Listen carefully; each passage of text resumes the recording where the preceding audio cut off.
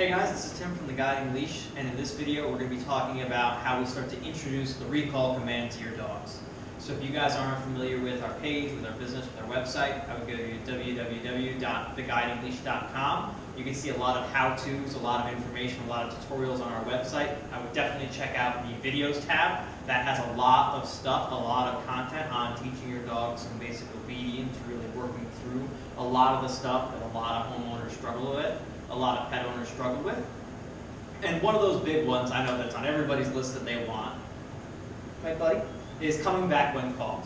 Your guy's out, he's running around the yard, he's playing, he's doing his thing, it's time to come inside, and you're going, Fido, Fido, come on buddy, come on, let's go, come on, come here. And then he finally putters on in after you said it, the 100th time. You're yelling, you're hollering, he's amped up, his face is in the ground, he's doing his own thing. We all want a dog that almost turns on a dime, comes back when called. So if you guys haven't checked it out yet, where this video actually starts is with the name game. So I would go to our video tab, I would check out our how to teach a dog the name game and how to introduce them into leash pressure, because that's the underlying foundation that all of our obedience sits on. And it's actually how we transition from the name game into that more formal recall that people are used to. So with a lot of our stuff, we always use leashes. That gives us that guiding, light, constant pressure to let the dog know, I need to make a change. And as soon as that pressure goes away, they go, hey, I've done the right thing because this sensation is gone and I've been given some food, so I know I've definitely made the right choice. It gives them both sides so that when they're amped up, when their nose is in the ground, no amount of food is going to bring them off whatever they're in, because that sense of smell is engaged and they're so highly aroused. That guiding pressure lets them know even when they don't want to come back, they still have to come back. Because when we're talking about obedience, it's not negotiable, they're not suggestions. We're actually talking life or death stakes. Think about that scenario where your dog's out and about in the yard, it's 4th of July, or you're up in the woods, you're in a more rural area, that gunshot goes off, your dog gets spooked, he bolts, he runs, and he happens to run towards the road. He runs toward traffic, he doesn't run towards you. You want to be able to put the brakes on him and get him to turn around, stop, and come back to you. So recall can really save a dog's life, whether it's, hey, get away from that animal that you're checking out, that thing's not friendly, or I don't want you sniffing around that, or don't go eating that poop you just found in the yard, I don't care how tasty you think rabbit poop is, you got to steer clear of that stuff. Recall can really save a dog's life in a whole variety of situations, and it gives you a lot of security to know that your dog does have that ability to come back when they're really distracted, so that you can do more enjoyable things with them. You can take them out and about. You can go on off-leash hiking events, stuff like that, because you know if push comes to shove, you have the ability to bring them right back to you, and then you can leash them up nice and easy, safe and secure. You got right, bud. Good boy. Don't worry, Cass, I got you too, girl.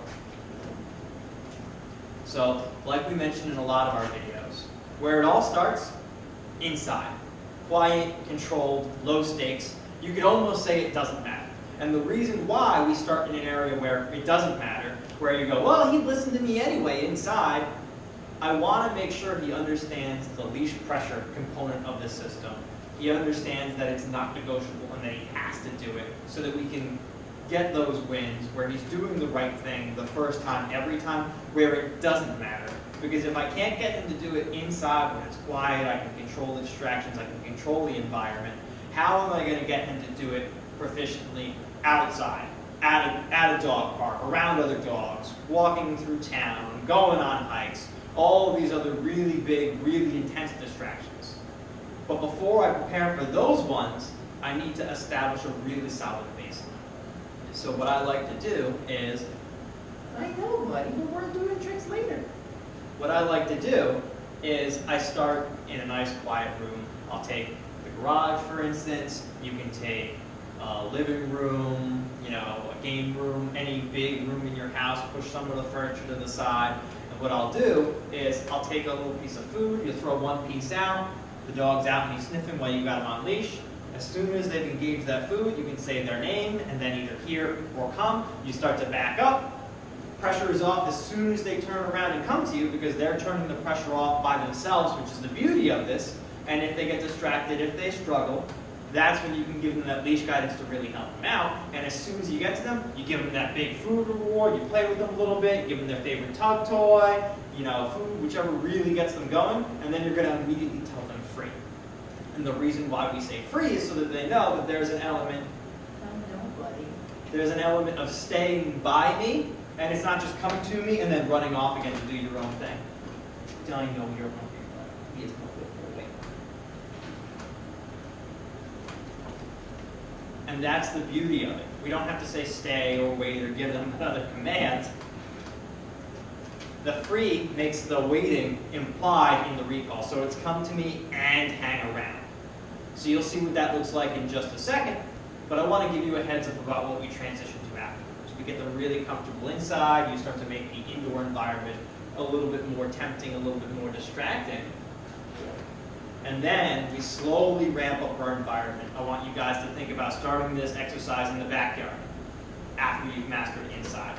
Once you're really good in the backyard, still on leash, then we work front yard and you slowly build your environment that way.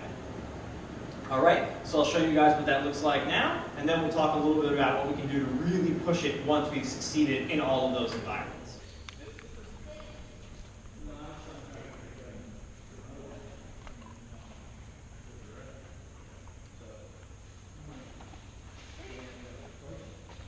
Cassandra, good girl, yeah, good job. Free.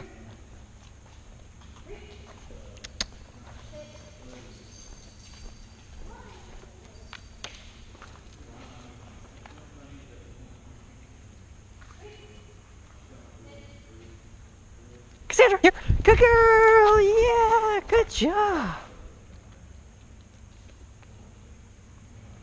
Free.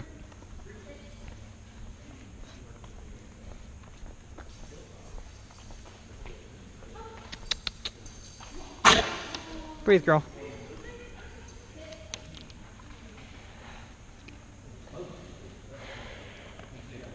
Cassandra, good girl, yeah.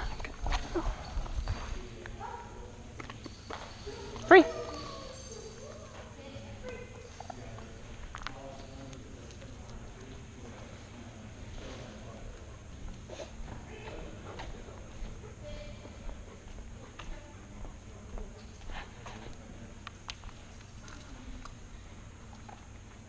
Cassandra, good girl, yeah. Breathe, girl. Breathe and eat. Free.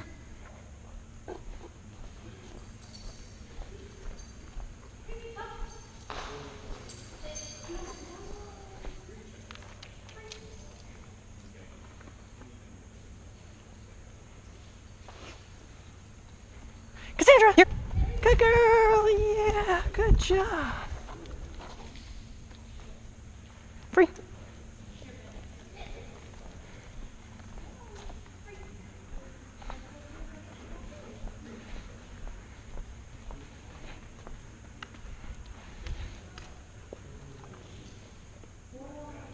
Cassandra, good girl, yeah, good job.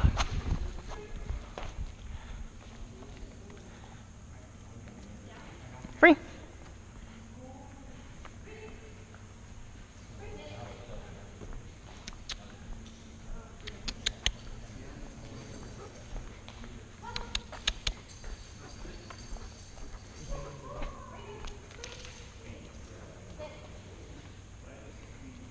Cassandra, good girl. Free.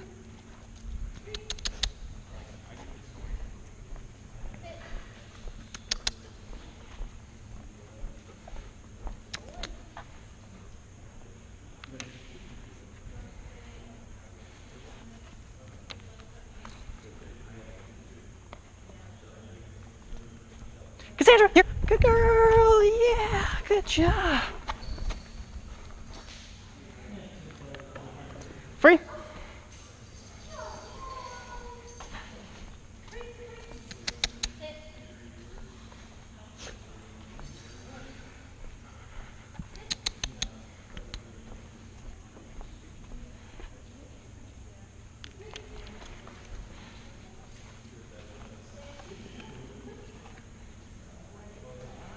Cassandra, you're a good girl. Yeah, good job. Good job.